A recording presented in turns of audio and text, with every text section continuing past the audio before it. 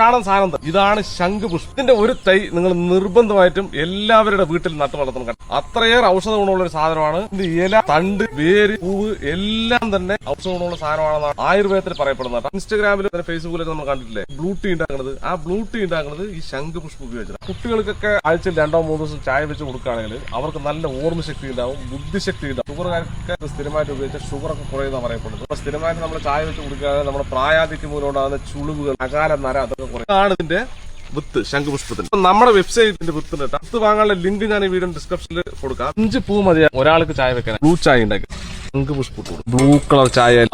എന്താ കളർ സൂത്രപ്പണി കാണിച്ചാൽ നാരങ്ങപ്പിഴി, നല്ല പർപ്പിൾ കളർ തേര് കൂടെ. ശംഖുപുഷ്പത്തിന്റെ ചായ ടേസ്റ്റ് നോക്കാൻ വേണ്ടി പോവാ. അത് അടിപൊളി ടേസ്റ്റ് ആണ്. നാരങ്ങയും തേനും കൂടി ചേരുമുണ്ടല്ലോ, നല്ല ടേസ്റ്റ് ആണ്. എന്തായാലും നിർബന്ധമായിട്ടും ഒരു മണി വീട്ടിൽ വളർത്തി ഇതുപോലെ സ്പെഷ്യൽ ചായകൾ കുട്ടി.